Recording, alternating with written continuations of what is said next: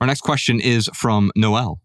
Hi, Minimalists. My name is Noelle, and I'm from Boulder, Colorado. And over the past couple months, I have decided that I want to embrace a life of simplicity and minimalism. And so I fell across your podcast, and I've been decluttering my bedroom as I rent a room from a family, and I'm in grad school. And I'm finding that as a declutter, there are many items that I don't like the aesthetic of, because I bought them either on sale or was trying to embrace some sort of style that I saw on social media or Pinterest that was trendy. But they are not me. And now I want to slowly replace those items to something that is much better quality and more timeless. But how do I go about replacing items in my space in a way that doesn't suck me back into consumerism? Would love your opinion. Thanks. I don't know that I have an opinion about this, but I have some insights based on my own experience here. The line she said, I bought these things because they're on sale, they're not aesthetically pleasing, but then she added to it, they are not me. I'll tell you this, even if you find the thing that is the most aesthetically pleasing, it is still not you. You are you, and you are complete even in an empty room. And therefore, if an object does not enhance your life, it is clutter. And so it sounds to me like you have a lot of things that are clutter. Those things aren't you, but even the things that aren't clutter are also not you. They can be an extension of your personality, but even your personality isn't necessarily you. Your personality changes and morphs and expands and contracts as you gain more wisdom and become more mature. But the thing that I'm noticing here, TK, and there's a bit of a theme for today, there's an emotional clutter here that sits beneath the physical clutter. If it was just a physical clutter problem here, the answer would be so simple, wouldn't it? Oh yeah, just get rid of the things and then the clutter will be gone. But you can get rid of the things, there's still something else that's underpinning that physical clutter. And it's the emotional clutter. And you wrote about this so well in Emotional Clutter, the new book you have, Al. You want to talk a bit about that? That's right. You know, anytime we use the pursuit of things or the possession of things, which is something that can happen to people who have and people who lack things, as a substitute for the feeling of belonging, the feeling of purpose, the feeling of meaning, then we divorce the creative process from the process of consumption in a way that leads to this consumerism.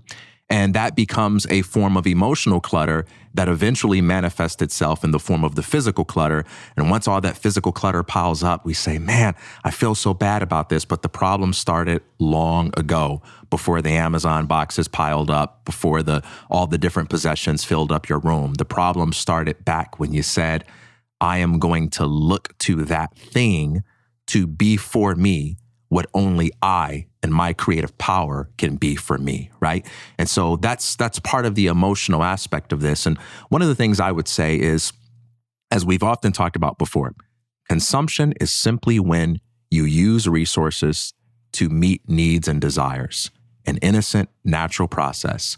Consumerism is when we divorce the creative process from the process of consumption in a way to where we're using one thing to compensate for the other. So when you ask this question, how can I replace these items without falling back into consumerism? I would say the fall into consumerism has already occurred. That is what happened when you made the choice to buy things that were not a reflection of who you really are, but in order to please others or fit in or just fit into this world that says you got to have it because it's on sale or because other people will appreciate you having it. That was the fall into consumerism. What you are doing now, as you are evaluating that decision and you're checking in with your feelings and saying, this doesn't really line up with me, I don't feel right about it, that's the creative process. And so getting out there and finding things that you really want that will properly embellish your home in a way that has the function and the aesthetic that you desire, and then letting those other things go, that's the creative process. So you're already involved in the creative process. I would simply give myself permission to immerse myself into it more fully and to simply let go of the fact that I may have made a mistake in the past. Those choices already made, those costs have already been spent. Let's do the best that we can moving forward to find out what we do like based on our own values, and then let the other stuff that we don't need that was about other people go.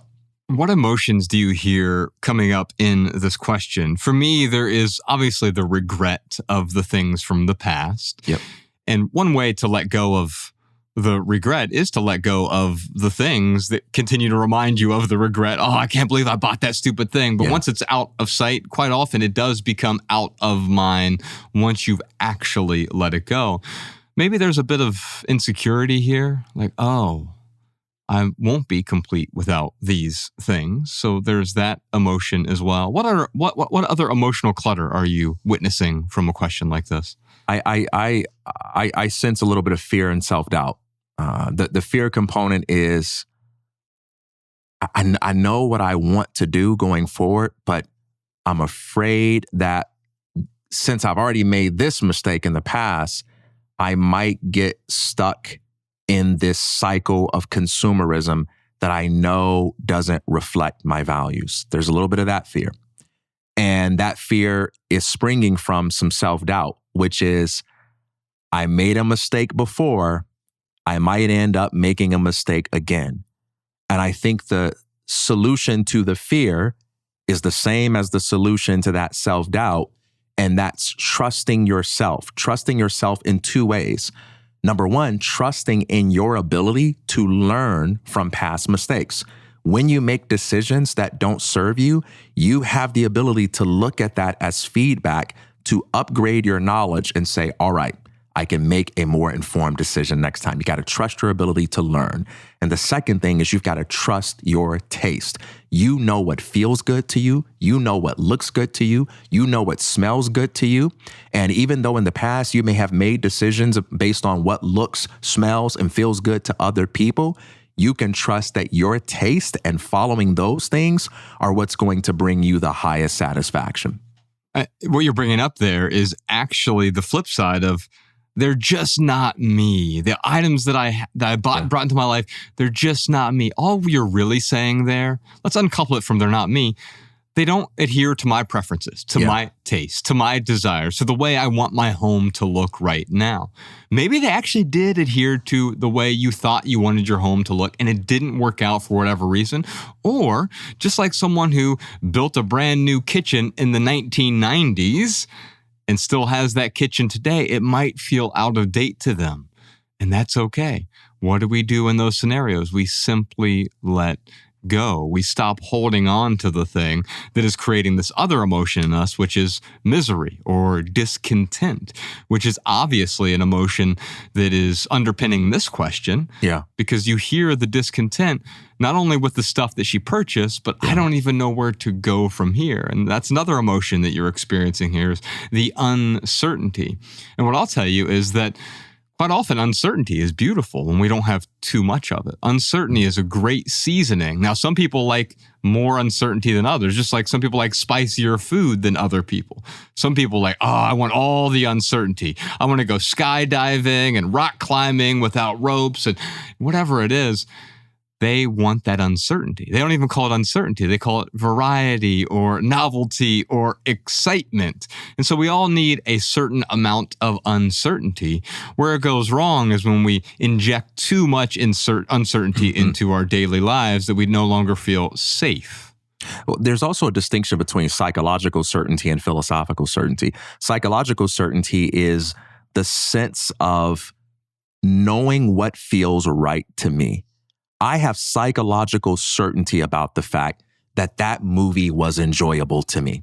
Philosophical certainty refers to the logical certainty that we desire to have based on the ability to construct a strong argument for it. I have evidence to demonstrate that this is true. Sometimes you can have psychological certainty about what you like or what you want, but you may not have philosophical certainty in terms of your ability to intellectually justify it to another or prove that it's a reasonable path to someone who doesn't have the direct experience you have of your own feelings. And so you've got to give yourself permission to know at a visceral level what feels right for you in terms of what you want to go after, what you want to pursue, without requiring the philosophical certainty of being able to prove to anyone that that's going to work 10 years from now, or that that's going to look impressive, or that that's the only or most superior way to do things. Noel, thank you for your question. I would encourage you to download TK's new ebook. It's called Emotional Clutter, theminimalists.com/emotional clutter, or you can listen to the audiobook version as well. We did a little mini podcast between every chapter of that audiobook. TK and I came in the studio with Professor Sean in Alabama, and we recorded a little podcast, sort of commentary about each chapter, unpacking these different types of emotional clutter and finding ways to let go of all of those emotions that simply get in the way. I hope you enjoy that highlight. If you'd like to see another one, check out this video right here. If you'd like to see that full episode, check out this video here. Or if you'd like to dive deep into the full private podcast, subscribe via the Patreon link in the description. Your support on Patreon is what allows us to keep this podcast 100% advertisement free.